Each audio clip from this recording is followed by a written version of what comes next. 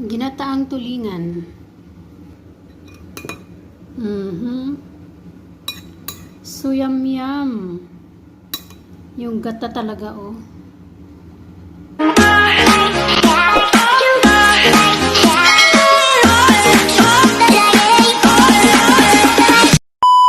Okay, ayan guys, magluto tayo ng tulingan na ginataan.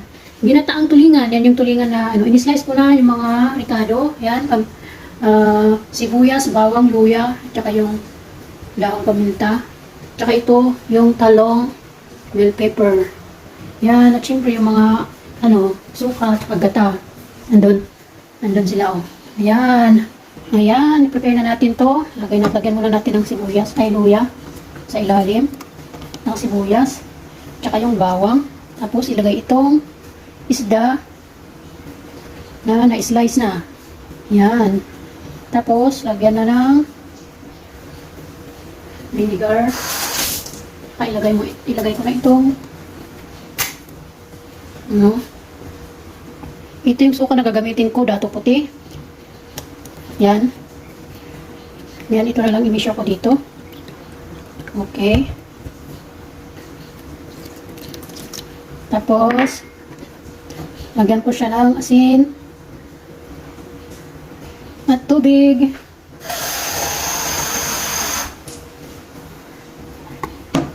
After ng suka, lagyan ko na siya ng asin. At saka itong black pepper.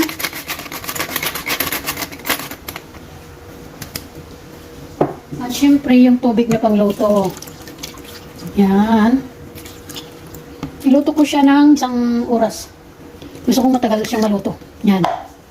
Okay. Okay, yan na yung tulingan na narikaduhan na. So, pakuluan na natin siya. Pakuluan ko siya ng 30 minutes. Yan. Okay, 30 minutes. See you in 30 minutes. Habang hinihintay natin yung 30 minutes, i-prepare na natin itong mga gulay. Gulay. Pangsahog. Doon sa tulingan. Ayan.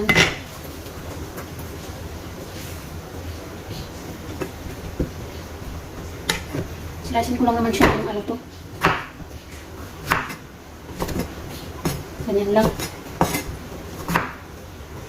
Apakan lang.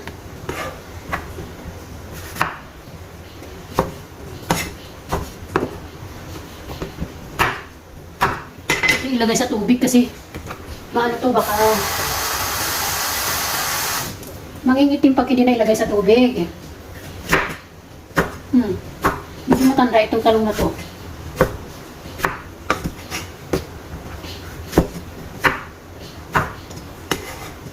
Yan. Saka itong sili. Dalawa. Saka itong isa. Okay lang po. Ganito na lang. Pero itong dalawa,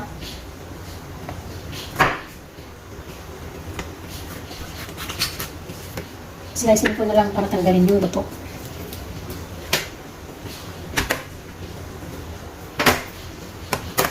Itong kamatis.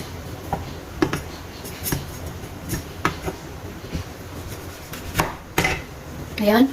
Dahil itong sili. Buksan na natin itong gata.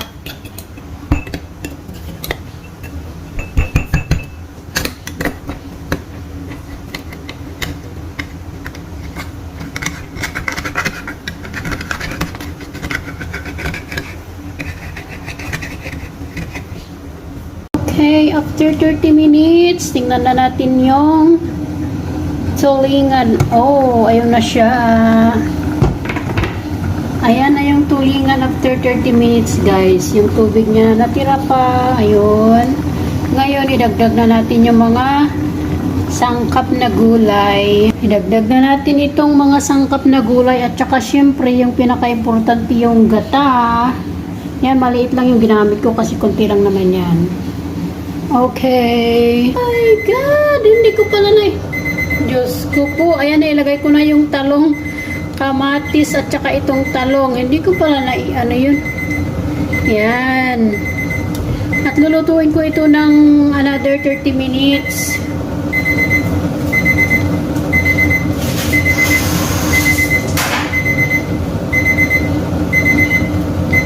Siyempre, ilagay ko na rin yung gata para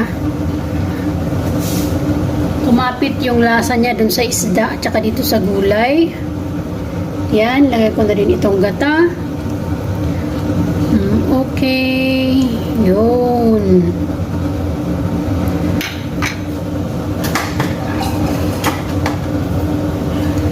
Yung gata na inilagay ko, konti lang kasi konti lang naman yan. Yung maliit lang yung kinuha ko. Ayun.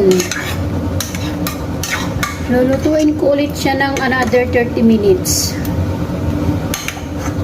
Okay? Yan. Okay, see you in 30 minutes. Tulingan. See you in 30 minutes. See you again after 30 minutes. Tulingan. Ayan, ilagay ko na yung sili. After ng kumulo siya ng 15 minutes, ilagay ko na yung sili. After 15 minutes pa, okay na to. Tulingan. Ayun. Takpan ulit natin. After 15 minutes, tingnan ulit natin. Ayan. After 30 minutes, ulit. Ayan, after 30 minutes ulit. Tignan na natin yung tulingan. Ginataang tulingan. Oh, wow. Ito na yung ginataang tulingan. Nagluto ako ng ginataang tulingan. Ayan na siya.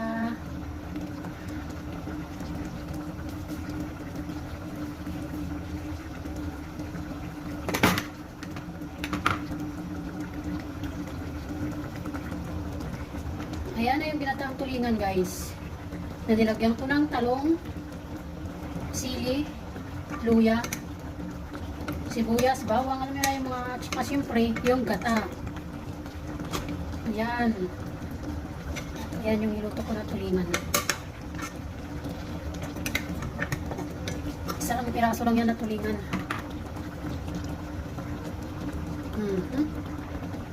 Wow na wow. Ang tulingan. Oo. Masarap to. Kung gusto nyo mapanood,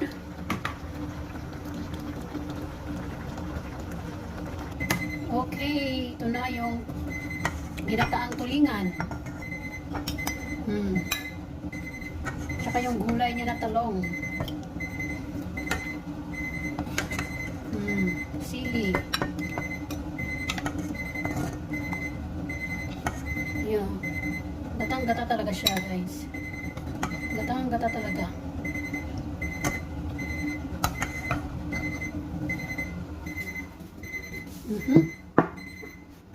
Okay, kain na tayo. Ito na yung ginataang tulingan. Yan. Thanks for watching.